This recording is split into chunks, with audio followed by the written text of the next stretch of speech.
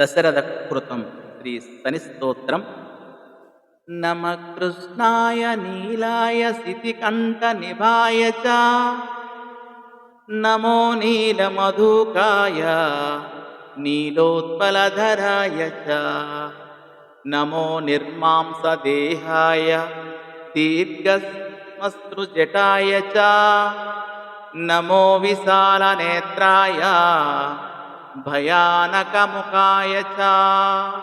नमो पौरुषगात्राय स्थूलरोमाय ते नमः नमो नित्यक्षुदार्ताय सदा तृप्ताय ते नमः नमो घोराय रौद्राय भीषणाय कराळिने नमो दीर्घाय शुष्काय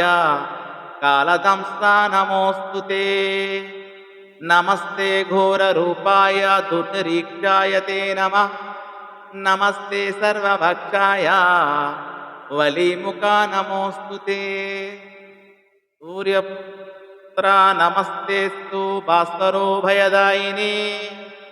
अदो दृष्टे नमस्तेस्तु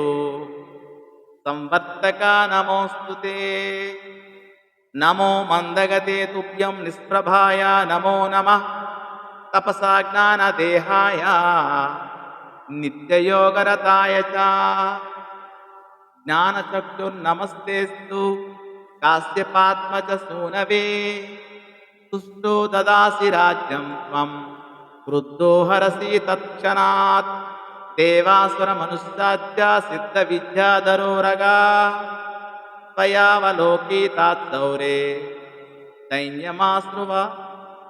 दैन्यमासु व्रजन्ति ते ब्रह्मा शक्रो यमश्चैव मुनयः सप्ततारकाः राज्यभ्रष्टा पतन्तीह तव दृष्टावलोकितः त्वयावलोकितास्तेऽपि नाशं यान्ति समूलतः प्रसादं कुरु मे सौरे प्रणत्वा हि त्वमर्दितः इति दशरथकृतं श्रीशनिस्तोत्रं सम्पूर्णम्। स्वस्ति।